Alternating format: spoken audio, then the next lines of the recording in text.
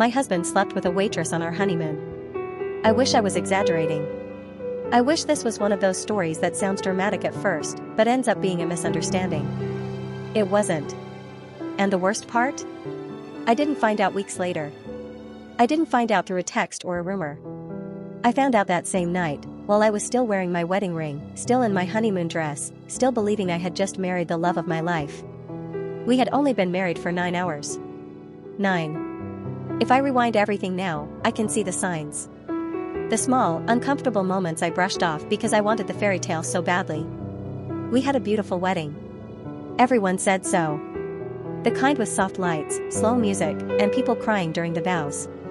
He held my hands and looked me in the eyes and promised me forever. And I believed him. God, I believed him. That night, we flew out for our honeymoon.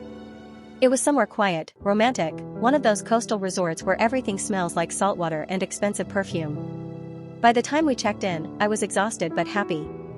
The kind of happy that makes your chest feel full. He, on the other hand, seemed restless. At the time, I told myself he was just excited. Nervous. Maybe even overwhelmed. We dropped our bags in the room, and I remember standing there, looking at him, thinking, this is it. This is my husband. He smiled, kissed my forehead, and said he was going downstairs to grab us drinks. Champagne, he said. We should celebrate properly. It sounded sweet. Thoughtful. So I stayed behind. I took off my heels, sat on the edge of the bed, and let out this deep breath. I even laughed a little to myself. I was married. I picked up my phone, replying to messages from friends and family. How's the honeymoon? Send pictures. Mrs. Now. I must have been up there for, maybe 20 minutes. Then 30. Then 45. At first, I didn't think much of it. Resorts are slow, right? Maybe the bar was crowded. But then, something in my gut shifted. You know that feeling? When nothing has happened yet, but your body already knows something is wrong? I texted him. Hey, everything okay? No reply. 5 more minutes passed. I called him. Straight to voicemail. Now my chest started tightening. I told myself I was overthinking. I didn't want to be that wife. The paranoid one. The clingy one. So I gave it 10 more minutes. Then I stood up, grabbed my room key, and went downstairs. The lobby was quiet. Too quiet. I walked toward the bar, scanning the room, expecting to see him sitting there with 2 glasses, maybe smiling apologetically. He wasn't there. I asked the bartender if he'd seen him. I described him. The bartender hesitated. That hesitation, it did something to me. Yeah, he said slowly. I think I saw him head toward the staff hallway. My stomach dropped. Staff hallway? I repeated. He nodded, like he wasn't sure if he should be saying anything more. I wish I had turned around right then. I wish I had just gone back to the room and waited. But something pulled me forward. The hallway wasn't meant for guests. It was narrow, dimly lit, with that sterile, behind-the-scenes feeling. Like I had stepped out of the fantasy and into reality. I could hear voices. Low. Muffled. And then, laughter. A woman's laugh. I froze. For a second, I told myself, it's not him. It can't be him. But then I heard his voice. Clear as day. Flirty. Light. The same tone he used on me when we first started dating. My heart started pounding so hard I could feel it in my throat. I walked closer. Each step felt heavier than the last. And then I saw them. He was pressed up against the wall. With her. A waitress. Still in her uniform. His hands where they absolutely should not have been. Her arms around his neck like they had done this before. Like this wasn't new. Like this wasn't wrong.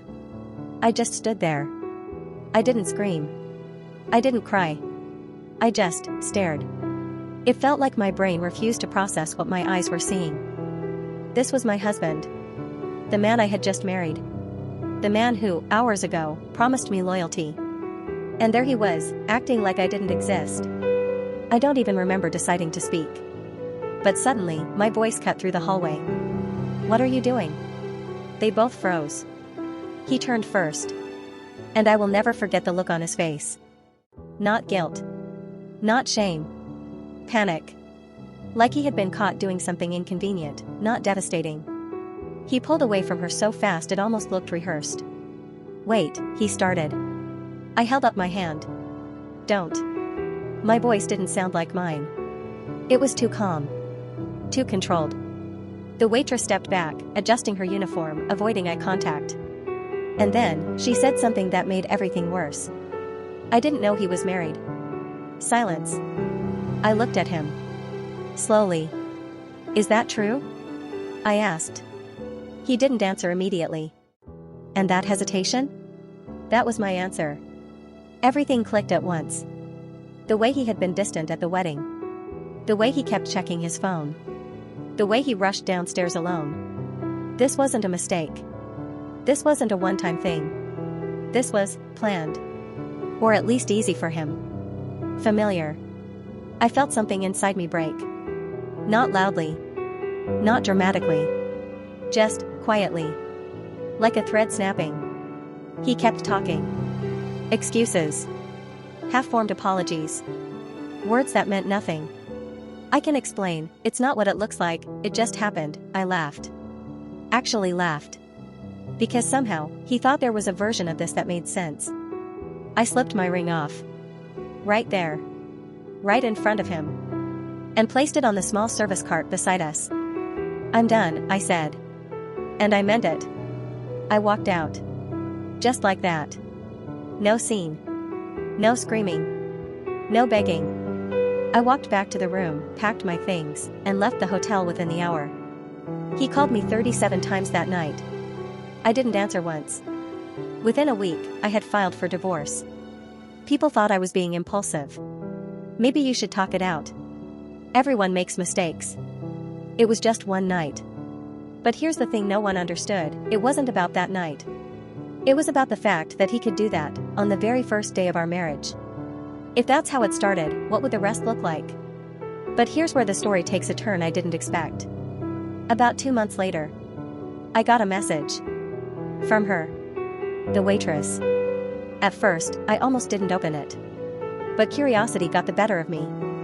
And what she said changed everything. She told me it wasn't the first time. Not just that night. Not just the honeymoon. She had seen him before. With other women. At the same hotel. Different trips. Same behavior. Same charm.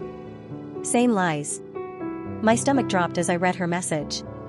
Because that meant he had been cheating long before we got married. Possibly the entire time. But the real shock? She sent proof. Photos. Dates. Even messages he had sent her. And in those messages, he talked about me. Not lovingly. Not respectfully. Like I was temporary. Convenient. Replaceable. That was the moment I realized something terrifying. I hadn't just married the wrong person. I had almost built a life with someone who had never been who he pretended to be. It's been years now. I'm in a completely different place. A better place. I found someone who actually understands what commitment means. Someone who doesn't disappear, doesn't lie, doesn't make me question reality. But sometimes, I still think about that night. Not with anger anymore. But with a strange kind of clarity. Because if I hadn't walked down that hallway, if I hadn't seen it with my own eyes, I might have stayed. I might have believed his lies. I might have wasted years trying to fix something that was never real. And here's the part that still gives me chills. Sometimes, the worst moments of your life are actually the ones that save you. But there's one question I still can't answer. Even now. Even after everything. Why that night? Out of all the days, all the moments, why did he choose our honeymoon? Was it arrogance? Carelessness? Or was it something even darker? I guess I'll never know. And maybe I don't need to.